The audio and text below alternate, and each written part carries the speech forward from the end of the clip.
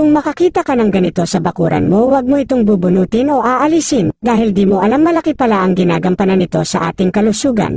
Narito alamin natin, panoorin mo hanggang dulo. Mabisang benepisyo sa kalusugan ng Cromelena odorata, mas kilala sa tawag na Hagonoy plant. Para sa karamihan ng mga tao, marahil kasama ka, ay hindi pamilyar sa pangalan ng mga dahon na ito. Ibang-iba kapag nakakita ka ng ibang dahon gaya ng dahon ng mangga. Bukod dito, marami pang ibang pangalan ng daong ito bukod sa Cromelena odorata. Ang halamang ito ay isa talaga sa mga halamang damo o mga parasito na nagmula sa pamilyang Asteraceae. Tulad ng para sa mga katangian ng mga dahon ay dumating sila sa hugis ng hugis itlog at matutulis sa mga gilid. Hindi lamang yon, ang mga dahon ay may medyo magaspang na texture, naiiba kaysa sa iba pang mga uri ng dahon. Ang mga dahon ay magkakaroon ng mga bulaklak sa una at mamumulaklak tuwing tag-araw. Karaniwan, ang Cromelena odorata ay matatagpuan sa taas mula 1,000 hanggang 2,800 sa ibabaw ng antas ng dagat. Ngunit, ito ay ibang kaso sa Indonesia. Sa Indonesia, ang Cromelena odorata bilang kabaligtaran ay matatagpuan sa mababang lupain mga 500 sa ibabaw ng dagat. Ang maraming sikat ng araw ay makakatulong sa mabilis na paglaki ng halaman na ito. Sa makatuwid, ang halaman ay malamang na mabagal na lumaki kapag hindi ito nakakakuha ng sapat na liwanag. Gayunpaman, ang mabilis na paglaki ng halaman na ito ay maaaring makapinsala sa mga halaman sa paglilinang at makapinsala sa mga magsasaka. Sa huling katotohanang sinabi, hindi nakakagulat na ang mga halamang Cromelena odorata ay karaniwang itinatapon. Ngunit, hindi alam ng maraming tao na ang Cromelena odorata ay maaaring aktwal na mag-ambag ng ilang mga benepisyo sa larangan ng pagsasaka. Tulad ng mga detalye tungkol sa nutrisyon sa mga dahon ng Cromelena odorata ay nilalaman ng nutrisyon sa mga dahon ng Cromelena odorata. Phenol alkaloid triterpenoid tannin flavonoid. Limunan sa mga nilalaman ng nutrisyon tulad ng nabanggit sa itaas, ang Cromelena odorata ay maaaring magbigay ng mga benepisyo hindi lamang sa pagsasaka kundi pati na rin sa kalusugan ng katawan.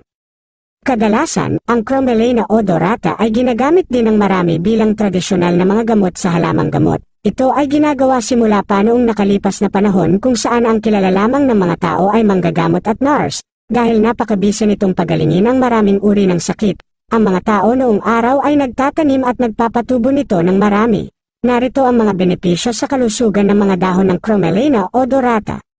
Gayunpaman, sa paglipas ng panahon, ang mga tao ay nagsimulang malaman ang mga kemikal na gamot at mga doktor.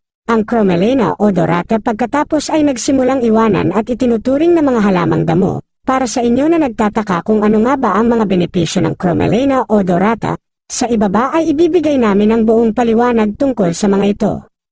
Narito ang mga benepisyo ng dahon ng Cromelena odorata, Hagonoy plant. Isa, gamot sa cyst. Maraming benepisyo sa kalusugan ng dahon ng Cromelena odorata. Ang Cromelena odorata ay lubhang kapaki-pakinabang para sa iyo na gustong pagalingin ang cyst ng epektibo. 2, maiiwasan ang cervical cancer. Ang cervical cancer ay isa sa mga sakit na lubhang mapanganib para sa mga kababaihan. Upang maiwasan ang iyong sarili na magkaroon ng sakit, maaari kang uminom ng Cromelena odorata tea. 3, makakatulong panatilihin ang kalusugan ng reproduction organ sa kababaihan. Ang kalusugan ng mga organo ng pagpaparami ay isa sa napakahalagang bagay na kailangang malaman. Upang mapanatili ang kalusugan nito, maaari kang uminom ng Cromelena odorata na brewed water. 4, nakakatulong para maiwasan ang diabetes. Hindi lamang upang mapanatili ang kalusugan ng organ ng pagpaparami ng mga kababaihan, ang mga dahon ng Cromelena odorata ay maaari ring maiwasan ang diabetes. 5, gamot sa vertigo. Ang vertigo ay isa sa mga sakit na hindi maaaring maliitin. Ang sakit na ito ay hindi lamang maaaring magpadala sa iyo sa ospital ngunit maaari ring maging sanhi ng kamatayan. Mapapagaling mo ang sakit sa pamamagitan ng pag-inom ng Cromelena odorata na tinimplang tubig. 6, gamot sa ulcer. Hindi lang ito makakatulong kapag bumabalik ang iyong ulcer. Pinaniniwalaan din na makakapagpagaling ito sa iyong ulcer kung regular na inumin.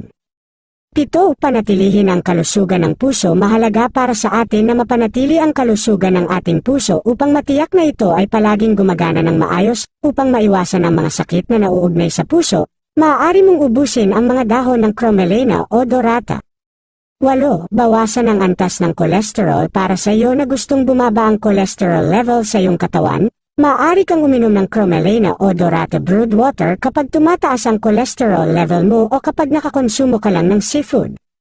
9. Gamot ng uric acid. Ang Cromelena o Dorata ay maaari ding gamitin bilang gamot para sa Cromelena o Dorata. 10. Bawasan ang presyon ng dugo. Hindi lamang na maaari nitong bawasan ang antas ng kolesterol, ang mga dahon ng Cromelena o Dorata ay may kakayahang bawasan ang iyong presyon ng dugo. Ito ay lalong kapaki-pakinabang para sa iyo na may hypertension. 11. Panatilihin ang kalusugan ng tiyan. Ang mga nilalaman ng nutrisyon sa mga dahon ng Cromelena o Dorata ay napakabuti para sa iyo na dumaranas ng mga sakit na may kaugnayan sa tiyan o istorbo. Ang halaman na ito ay maaaring gamitin bilang isang organikong pataba, biopesticide, at tradisyonal na gamot. Ang mga benepisyong ito ng Cromelena o Dorata ay umiiral dahil sa mga sustansya at sangkap sa loob mismo ng halaman. Kaya, maraming benepisyo sa kalusugan ng dahon ng Cromelena o Dorata. Kahit na mahirap hanapin sa iyong bansa.